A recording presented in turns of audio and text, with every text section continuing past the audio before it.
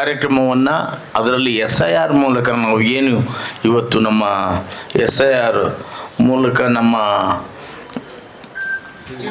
G V Kumar ಅವರು ನಾವು ಅವರು ಹೆಡ್ ಮಾಸ್ಟರ್ ಆಗಿ ರಿಟೈರ್ಡ್ ಆದಂಥವ್ರು, ಪ್ರಜ್ಞಾವಂತರು, ಜ್ಞಾನವಂತರು. ಹಾಗಾಗಿ ನಾವು BLA 1 ಮಾಡಿದ್ವಿ ಅವರಿಗೆ. ನಿಜವಾಗ್ಲೂ ಅವರು ಆ BLA ಮಾಡ್ತಕ್ಕಂಥ ಕೆಲಸವನ್ನು ಸಂಪೂರ್ಣವಾಗಿ ಪರಿಪೂರ್ಣವಾಗಿ ಮಾಡ್ತಾ ಇದ್ದಾರೆ. ನಿಜವಾಗ್ಲೂ ಖುಷಿ ಆಗುತ್ತೆ. ಅದೇ ರೀತಿ BLA 2ಗಳು ಕೂಡ ಆಗಬೇಕು. ಇವತ್ತು ಗೊತ್ತಾಗಲ್ಲ ನಿಮಗೆ BLA 2 ಏನು ಅಂತ. ಎಲೆಕ್ಷನ್ ಹತ್ರ ಬರ್ತಾ ನಿಮಗೆ ಗೊತ್ತಾಗುತ್ತೆ BLA 2 ಕೆಲಸ ಏನಿರ್ತದೆ ಅಂತ. ಇವತ್ತು BLA 2ಗಳು ಕರೆಕ್ಟಾಗಿ ಅವರವರ ಕ್ಷೇತ್ರದಲ್ಲಿ ಅವರವ್ರ ಬೂತ್ದಲ್ಲಿ ಅವರು ಕೆಲಸ ಮಾಡಿದ್ರೆ ನಿಜವಾಗೂ ನಿಮಗೆ ಗೊತ್ತಿರಬೇಕು. ಇವತ್ತು ನಮ್ಮ ನೆಲಮಂಗಲ ಕ್ಷೇತ್ರದಲ್ಲಿ 40,000 ಓಟು ಹೋಗ್ತಾ ಇದೆ. 40,000 ಓಟು ಡಿಲೀಟ್ ಆಗ್ತಾ ಇದೆ. 40,000 ಅಂತಂದ್ರೆ ನಮ್ಗೆ 2,20,000 ಇತ್ತು. 180, 170 ಬರ್ತೀವಿ ನಾವು. ನೆನ್ನೆ ಗೋಪಾಲಯ್ಯ ಅವರು ಸಿಕ್ಕಿದ್ರು ನನಗೆ. ಗೋಪಾಲಯ್ಯ ಅವ್ರ ಹತ್ರ ಮಾತಾಡ್ಕೊಂಡು ಕೂತಿದ್ದೆ. 1,10,000 ಓಟು ಡಿಲೀಟ್ ಆಗ್ತಾ ಇದೆ ಅವ್ರದ್ದು. ಅವ್ರ ಕ್ಷೇತ್ರದಲ್ಲಿ ಮಹಾಲಕ್ಷ್ಮಿ ಲೇಔಟ್ ಕ್ಷೇತ್ರದಲ್ಲಿ 1,10,000 ಓಟು ಡಿಲೀಟ್ ಆಗ್ತಾ ಇದೆ. ಲೆಕ್ಕ ಮಾಡ್ಕೊಳ್ಳಿ. ಹಾಗಾಗಿದ್ದರೆ ನಮಗೆ ಇವತ್ತು ನಿಮಗೆ ವೆಸ್ಟ್ ಬೆಂಗಾಲ್ ಇರ್ಬೋದು, ಮತ್ತು ನಮ್ಮ ತಮಿಳ್ನಾಡಿನಲ್ಲಿ ಒಬ್ಬ MLAಗೆ 14,000 ಓಟು ಡಿಲೀಟ್ ಆಗಿತ್ತು. 14,000 ಓಟು ಒಬ್ಬ MLAಗೆ. ಹಾಗಾಗಿ ನಾವು ಇವತ್ತು BLA 2ಗಳು ಬಹಳ ಒತ್ತು ಕೊಟ್ಟು ಕೆಲಸ ಮಾಡಬೇಕು. ಆಗ ನೀವು ಕೆಲಸ ಮಾಡಿದ್ರೆ ಅಲ್ಲಿರ್ತಕ್ಕಂಥ ನಮ್ಮ ಯಾಸ್ಮಿನ್ ಇದ್ದಾರೆ. ಯಾಸ್ಮಿನ್ ಪಾಪ ಕೂತ್ಕಟ್ಟದಲ್ಲಿ ಸುಮಾರು ಓಟ್ಗಳನ್ನು ಕಳೆದಿದ್ದಾರೆ ಅವರು. ಯಾಕೆಂದರೆ ಡಬಲ್ಲು ಅಲ್ಲೂ ಬೆಂಗಳೂರಿನಲ್ಲೂ ಇರ್ತಿತ್ತು, ಇಲ್ಲಾಂದ್ರೆ ತುಮಕೂರಿನಲ್ಲೂ ಇರ್ತಿತ್ತು, ಕೂತ್ಕಟ್ಟದಲ್ಲೂ ಇರ್ತಿತ್ತು. ಅಂಥ ಓಟ್ಗಳನ್ನೆಲ್ಲ ಕಳೆದಿದ್ದಾರೆ. ಹಾಗೆ ಪ್ರತಿಯೊಬ್ಬರು ಕೂಡ ನೆಗ್ಲೆಕ್ಟ್ ಮಾಡಬಾರ್ದು. ಒಂದೇ ಓಟು ಇವಾಗ ಹೇಳ್ತಾ ಇದ್ದಾರಲ್ಲ, ಒಂದೇ ಓಟ್ನಲ್ಲಿ ಸೋದ್ರೆ MLA ಎಲೆಕ್ಷನ್ ಅದು AR ಕೃಷ್ಣಮೂರ್ತಿ ಅಂತ ರಾಚಯ್ಯನವ್ರ ಮಗ. ಮನೇಲಿ 15 ಜನ ಎಲ್ಲ ಅಡುಗೆ ಮಾಡ್ಕೊಂಡು ಕುಂತಿದ್ರು. ಹೋಗೋಣ ಅಂತ ಹೆಂಡತಿ, ಮಕ್ಕಳು, ಅತ್ತೆ, ಮಾವ ಎಲ್ಲರೂ ಕುಂತಿದ್ರು. ಹೋಗುವಾಗೆ ಬೂತ್ ಕ್ಲೋಸ್ ಆಗಿತ್ತು.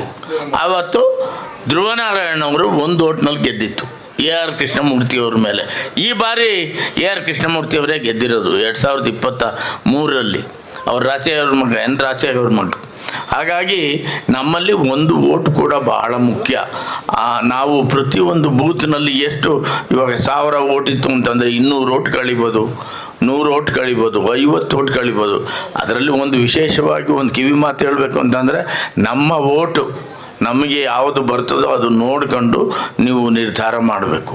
ಅದರ ನಿರ್ಧಾರ ನಿಮಗೆ ಬಿಟ್ಟಿರ್ತಕ್ಕಂಥದ್ದು. ಯಾಕಂತಂದ್ರೆ ನೀವು ಲೋಕಲ್ನಲ್ಲಿ ಇರ್ತಕ್ಕಂಥವ್ರು ಆ ಓಟ್ ಯಾರಿಗೆ ಬರುತ್ತೆ, ಯಾರಿಗೆ ಹೋಗುತ್ತೆ ಅಂತಕ್ಕಂಥದ್ದು ನೀವು ನಿರ್ಧಾರ ಮಾಡಬೇಕು. ಇದು ಬಹಳ ಮುಖ್ಯ ಅಂತ ಹೇಳಿ ಇವತ್ತು SIRನ ನಮ್ಮ ಸೋಮಪುರದಲ್ಲಿ ಮಾಡಿರ್ತಕ್ಕಂಥದ್ದು ಬಹಳ ಸಂತೋಷದ ವಿಷಯ. ಮುಂದಿನ ದಿವಸ ಯಾವುದೇ ಎಲೆಕ್ಷನ್ ಬರಲಿ, ಇದು ಗ್ರಾಮ ಪಂಚಾಯತಿ ಬರಲಿ, ತಾಲೂಕ್ ಪಂಚಾಯತಿ ಬರಲಿ, ಜಿಲ್ಲಾ ಪಂಚಾಯತಿ ಬರಲಿ, ಯಾವುದೇ ಎಲೆಕ್ಷನ್ ಬಂದರೂ ಕೂಡ ಇದು ಬಹಳ ಮುಖ್ಯವಾಗಿ ನಮಗೆ ಸುಮಾರು ನಿಜವಾಗಲೂ ನಮಗೆ ಹೆಲ್ಪ್ ಆಗುತ್ತೆ. ಅದಕ್ಕೋಸ್ಕರ ಈ ಕಾರ್ಯಕ್ರಮವನ್ನು ನಾವು ಚೆನ್ನಾಗಿ ಮಾಡಿರ್ತಕ್ಕಂಥದ್ದು ನಮಗೆ ಗೊತ್ತಿದೆ. ದಯವಿಟ್ಟು ಪ್ರತಿಯೊಬ್ಬ BLA 2ಗಳು ಇದ್ರ ಬಗ್ಗೆ ಗಮನ ಹರಿಸಿ ಕೆಲಸ ಮಾಡಬೇಕು ಅಂತ ನಾನು ಕಳಕಳಿಯಾಗಿ ಪ್ರಾರ್ಥನೆ ಮಾಡ್ಕೊತೀನಿ. ಜೊತೆಗೆ ಇವತ್ತು 18ನೇ ತಾರೀಕು ನಮ್ಮ ಅಮ್ಮನವರು ಅಂದರೆ ಚೆನ್ನಮ್ಮಜಿಯವರು, ಮಾಜಿ ಪ್ರಧಾನಿಗಳ ದೇವೇಗೌಡ ಅಪ್ಪಾಜಿಯವರ ಧರ್ಮಪತ್ನಿಯವರಾದಂಥ ಚೆನ್ನಮ್ಮಾಜಿಯವರು ಧರ್ಮದೇವತೆ ಆಯಮ್ಮ. ಹಾಗಾಗಿ ಅವರು 18ನೇ ತಾರೀಕು ತೀರ್ಕೊಂಡ್ರೆ 30ನೇ ತಾರೀಕು ಅವರು ಕಾರ್ಯ ಇದೆ. 30ನೇ ತಾರೀಕು ದಯವಿಟ್ಟು ಪ್ರತಿಯೊಬ್ಬರೂ ಬರಬೇಕು ಅಂತಕ್ಕಂಥದ್ದನ್ನ ನಮ್ಮ ಕುಮಾರಣ್ಣನವರು ಮತ್ತು ಅವರ ಕುಟುಂಬದವರು ನಮಗೆ ತಿಳಿಸಿದ್ದಾರೆ. ನಾವು ತಮಗೆ ತಿಳಿಸ್ತಾ ಇದ್ದೀವಿ. ದಯವಿಟ್ಟು ಈ ಒಂದು ಕಾರ್ಯಕ್ರಮಕ್ಕೆ ಪ್ರತಿಯೊಬ್ಬರು ಬರಬೇಕು ಅಂತ ಹೇಳ್ಬಿಟ್ಟು ನಾನು ಕಳಕಳಿಯಾಗಿ ಪ್ರಾರ್ಥನೆ ಮಾಡ್ಕೋತೀನಿ. ಪ್ರತಿಯೊಬ್ಬರನ್ನು ಕೂಡ ಕರೀರಿ.